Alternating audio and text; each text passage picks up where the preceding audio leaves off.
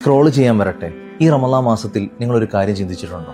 സുബഹിന്റെ നേരത്ത് അത്താഴം കഴിക്കാൻ വേണ്ടി നമ്മളൊക്കെ ഇരിക്കുമ്പോൾ നമ്മുടെ മേശപ്പുറത്ത് ഒരുപാട് ചൂടുള്ള സുഭിക്ഷമായ ഭക്ഷണങ്ങൾ ഉണ്ടാവലുണ്ട്. ഈ പാതിരാത്രി സമയം ആരാണ് അതൊക്കെ ഉണ്ടാക്കി വെച്ചത്? അർദ്ധരാത്രി സമയമായിട്ട് പോലും സ്വന്തം ക്ഷീണമോ ആരോഗ്യമോ വകവയ്ക്കാതെ നമ്മുടെ വീട്ടിലുള്ള എല്ലാവർക്കും വേണ്ടി ആ ഭക്ഷണം തയ്യാറാക്കിയത് ആരാണ്? ഒന്നെങ്കിൽ നിങ്ങളുടെ ഉമ്മയായിരിക്കും, അതല്ലെങ്കിൽ നിങ്ങളുടെ ഭാര്യയായിരിക്കും. അതുമാത്രമല്ല, നമ്മുടെ പാവങ്ങളായ സഹോദരിമാർ ഉച്ച കഴിഞ്ഞാൽ നോമ്പിന്റെ വിഭവങ്ങൾ ഉണ്ടാക്കാൻ വേണ്ടി അടുക്കളയുടെ അരമനകളിൽ എരിയുന്ന വിറകുകൊള്ളികളുടെ മുന്നിലും ചൂടേറുന്ന ഗ്യാസടുപ്പിന്റെ മുന്നിലും നമുക്ക് വേണ്ടി ഭക്ഷണം ഉണ്ടാക്കാൻ കഷ്ടപ്പെടുകയാണ്.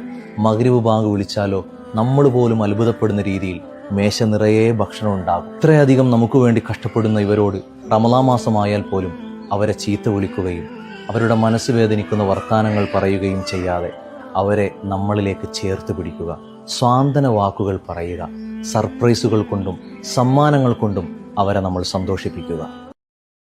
Download ShareChat.